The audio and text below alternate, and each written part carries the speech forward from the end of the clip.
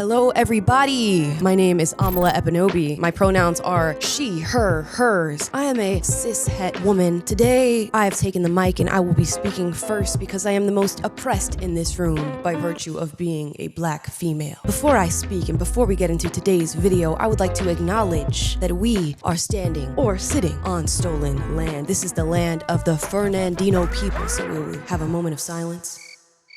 Before we get into today's video, guys, today, I guess I'm kind of putting on the hat of a leftist. We're going to be reacting to some leftist gender TikToks, and I'll be telling you what I think about them. Let's get into it. Yeah, you better. Yeah, you better.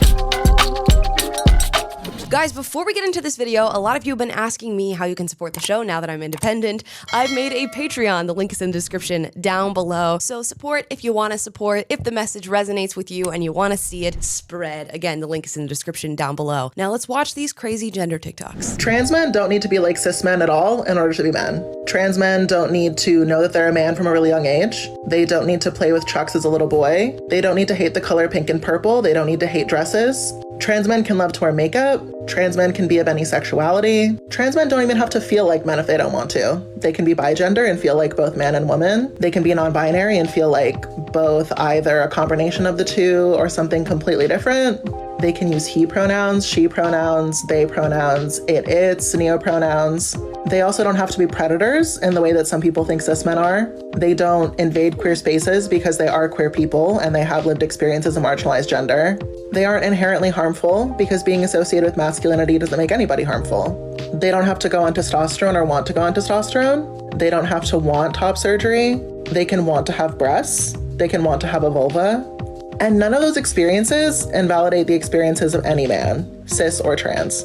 Because gender is literally anything that you want it to be and can look like whatever you want. And the most beautiful thing about being trans is that every single person does it differently. Okay, whew, lot to unpack there. Let's get into that. If gender is literally anything that you want it to be, to me that signals that it is not founded in any sort of reason or logic, and that it in fact is going to have no meaning at all. If you can just run around and show up with any set of characteristics while still calling yourself a man, then it's in fact devalued what it means to be a man. And don't get me wrong, I understand the thinking behind this video. We're all unique individuals, right? And we want to show up in the world in that way and make our mark on the world. And some of us do that by identifying by this, that, and the other. Even though we have female parts and we look like a woman to, you know, most of the reasonable world, we still want to call ourselves trans men. And I think that is what's being safeguarded in this video. This ability to still look like a woman, act like a woman, talk like a woman, even use she, her, or they, them pronouns while being identified as a trans man. The interesting thing is we find ourselves leaving our binary system in order to take on these identities when you could be all of the things that were just expressed, you know, sans the pronouns and the weird identification names within a binary system. You could be a woman who dresses masculine, who acts more masculine, and who takes on a generally more masculine role within our society. You can be a man Who acts and speaks feminine, who dresses feminine. It would still make you a man. And in my opinion, when you use the binary system that we have of male and female to express yourself in a unique way, you've actually done something far more liberating than placing yourself in the box of a new identity. For ages, we've had hard set definitions of what it means to be a man and what it means to be a woman.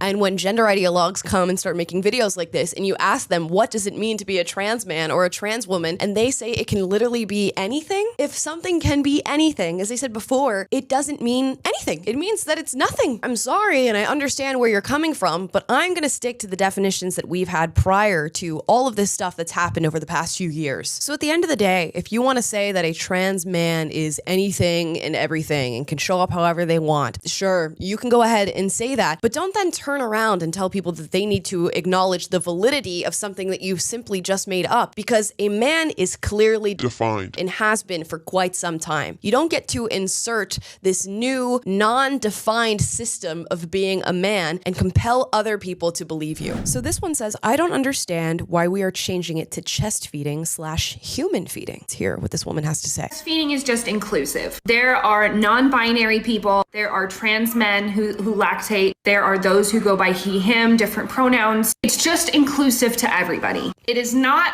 hurting cis women to say chest feeding, but it does hurt those who go by other pronouns to continue to say breastfeeding, especially if they have body dysmorphia and things like that. Okay, saying chest feeding or human feeding is simply inclusive. It doesn't harm cis women, and by cis women, she means biological women. She just means women in general.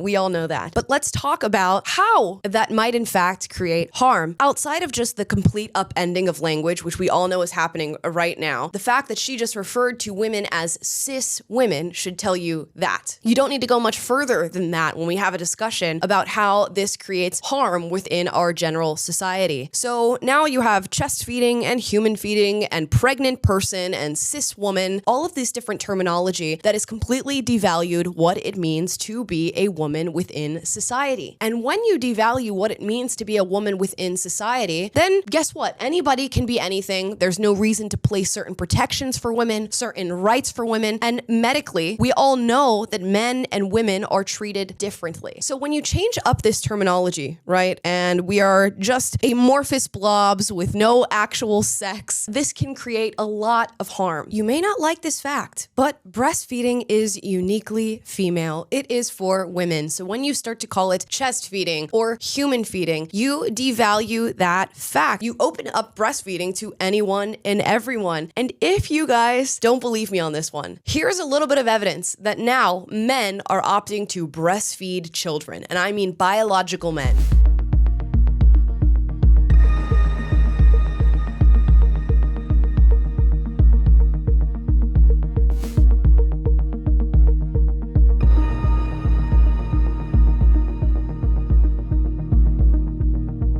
So do you see how we're on a slippery slope here, right? I can understand people wanting to be inclusive to all with words like breastfeeding and pregnant woman and even woman itself. But when you open it up to make it more inclusive, you devalue the very thing that you are trying to change. Soon there will be no characteristics that are uniquely feminine because everything will be washed away into this inclusive language that, again, means nothing. And you know what, for the most part, this is all fine and dandy if some random person on the street believes that you should change the word breastfeeding to chest feeding, but what happens when it's an actual doctor? Let's see. All you Karens out there who have your panties in a bunch about the fact that doctors are starting to use the term pregnant person instead of pregnant women, I want you to listen up. Women are people. Non-binary people and trans men are also people. So this term includes everyone that was born with a uterus and could be pregnant. It has nothing to do with not being a feminist or protecting women's rights.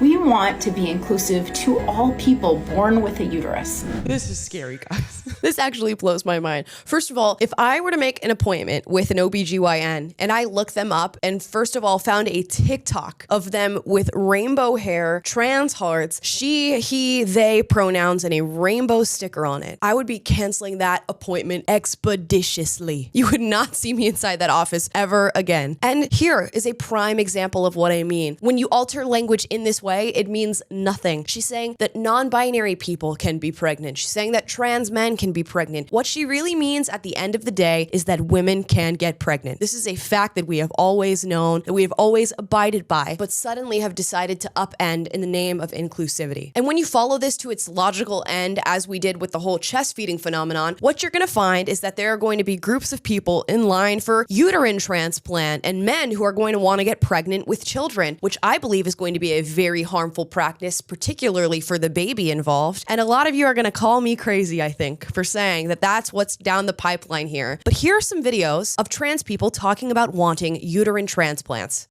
The first trans woman to have a successful uterus transplant, ovaries and eggs included, and I want to be the first trans woman to have an abortion. I will let a doctor who has successfully transplanted a uterine complex before cut the organs out of a willing, healthy, transmasculine donor, place them in my body. I will devote myself, heart and soul, to their aftercare. I will have as much gay sex as it takes with as many trans women as it takes, and let the transphobes and homophobes scratch their heads wondering what to make of it. And I want to be the first trans woman to have an abortion. We all know that men don't menstruate. We all know that non-binary people don't menstruate. We know that women menstruate, right? And these are markers that we've always known about, that we've always been able to acknowledge up until now. And I want to harken back to an old clip of Dennis Prager on Bill Maher, where he warned Bill that soon down the line, people would be saying that men could menstruate, and nobody believed him. Here it is. What did I say that wasn't under you? You said that we think that men menstruate and no one does. We never even. Have you heard about it? I'm a doctor. I missed that one, I confess. And this is one of the premier reporters. He knows everything. These people are very. He's a doctor. Okay. He's one of the great. I would make a friendly bet that the LGBTQ normative statement is men can menstruate. And I also have to mention that when you talk about female characteristics like this, like menstruating, like being pregnant, like breastfeeding, and you say that they're open to anybody and anybody can do it, you completely invalidate the experiences of women. If anybody can experience it or identify with it or say that they too have gone through it by virtue of simply identifying as a woman, you have trivialized the daily things that women go through in their lives. But you know what I always say? Nobody does womanhood like a biological man. I wonder if these people who say that breastfeeding is for anybody or pregnancy is for anybody or menstruating is for anybody would have the same tone of voice when you're talking about something like patriarchy, right? They all believe that women are subservient to men in this world, that we are held underneath their thumb, and that they are an oppressive force on us. What happens when a man starts to identify as a woman? Even worse than that, a white man. What happens when a white man says, I am in fact a woman, and I have been my entire life, and I'm just now coming to terms with it, and I'm in fact going to transition to be a woman? Do they then take on the oppressive patriarchy that we've been dealing with our entire lives based on your own logic and reasoning? And you all know that I'm not a big believer in the patriarchy itself. Up until now, really. The most patriarchal thing that I can think of is a man thinking that they can breastfeed, that they can get pregnant, that they can menstruate, that they can compete in female sports, that they can win female accolades simply by saying, I am a woman. It trivializes everything about womanhood, and in fact is just a caricature of what it actually means to be a girl, a female, a woman. And all of that while stealing our terms and changing them and making a pregnant woman into a pregnant person. And I can see people saying, you know what, this doctor is not even talking about biological men. She's talking about biological women who choose to refer to themselves as men or as non-binary. You know what? I'm gonna be blunt here. I can't think of anything that would confirm your sex or gender, whichever term you want to use, better than you getting pregnant. If you are somebody who's waltzing through the world referring to yourself as non-binary or a trans man and you fall pregnant, meaning a child is growing inside of you, I think that is confirmation that maybe you might be a little confused. And that's okay. It's okay to be confused. It's okay to feel incongruent in our bodies. In fact, I think it's something that is almost a universal experience for all human beings. But if there's one thing that biology and science is going to do for you, it is going to confirm your sex. Now let's hear from a non-binary teacher who wants to address being misgendered in school. Funny, yes, but not funny haha. Funny like this is gonna be everyone's fucking problem in about 2 seconds. So this one says, when some of my smart-ass students want to misgender me in front of my violently protective ride-or-die students. See, this is another issue that I have, right? Compelled speech. Now you have students who are recognizing what is reality. They know what's right in front of them. They know what pronouns should be the ones used in this situation and are going to be punished for being correct. That's the interesting part there. And to insinuate that some sort of violence should be brought against them from your protective ride or die students is inherently wrong. This is not a person you should see in the classroom. Much like the doctor we watched before is not somebody that I would go to see as a patient. When people have this view towards themselves and about their identity, I think it gives way to, I don't want to use narcissism because that is a word that I think is thrown around too flippantly, but some self-importance that is injected into spaces where that that should never show up. As a teacher, you go in there to do your job, to teach these students, to teach them how to learn, and to send them back home at the end of the day. You don't come to inject your ideology, to give them a new set of pronouns to refer to you as, and you certainly should not feel offended if a student decides to refer to you by what you actually are. I don't know what more I can say about this TikTok. My beard and body hair is feminine. Hang on a minute, body hair is not feminine. My body hair to me is just as beautiful as the embroidery you'd see on a dress. Hi, my name is Quinley Rose. I'm a bearded woman. I began my transition back in 2016 by first changing my name. Throughout the past 7 years, I've explored who I am, where I'm from, what my forms of expression are. I've really had the time to explore who I am, but it's now who am I interacting with the world around me. Since growing and learning, I've been able to see role models who live as their highest, most authentic self. I want to try and share my journey here on TikTok. I'll take the bad with the good. I think representation is so important. As a baby tran, I saw that through drag queens. To see someone in bearded excellence and understand what it means to be pretty and to feel feminine in your body hair, that was really important for me. I'm not a drag queen. I want to see representation. I look forward to sharing my journey with you. This one actually makes me a little sad because this seems like a truly very kind, sweet individual. I imagine would be super nice if you were ever in a conversation with them or friends or whatever. But the misconception of thinking that this is authenticity is what rubs me the wrong way. What I see when I watch this video personally is a very feminine man, and that's totally okay. You can be a man who grows facial hair and body hair, and you can still want to be feminine in your disposition or what you wear and all these different things. You can present that way. It doesn't then make you a woman or a bearded lady, I believe, as he refers to himself. And to have gone through this journey as he claims he has, to get to know himself and still land with the identification of a woman means to me that there is still some journeying left to do. I wish that everybody that we've watched in this video could look within themselves to truly accept their authentic selves. And their authentic selves were born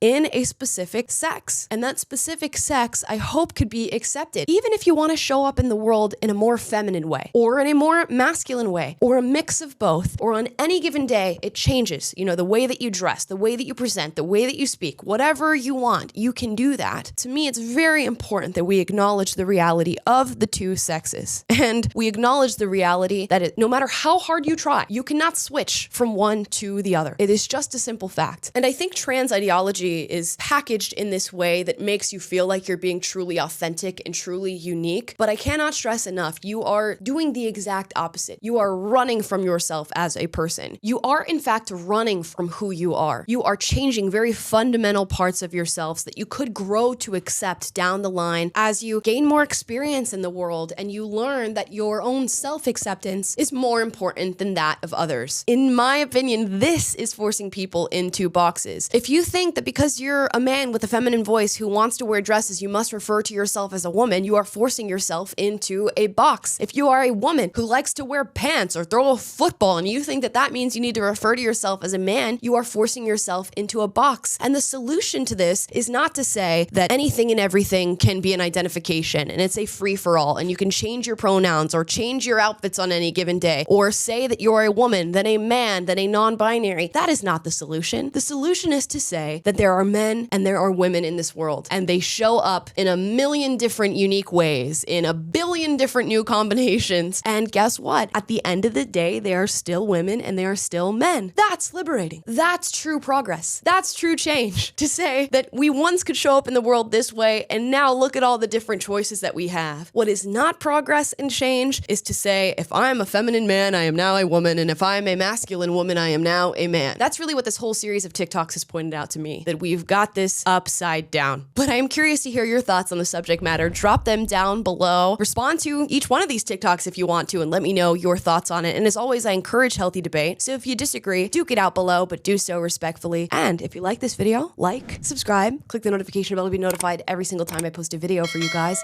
which is every single day. Also, maybe name a different subject that you want me to cover of crazy TikToks. We could do race, we could do fat phobia, we could do feminism. There's a ton of different things on that platform. So let me know what should be the next one. Yeah, you better.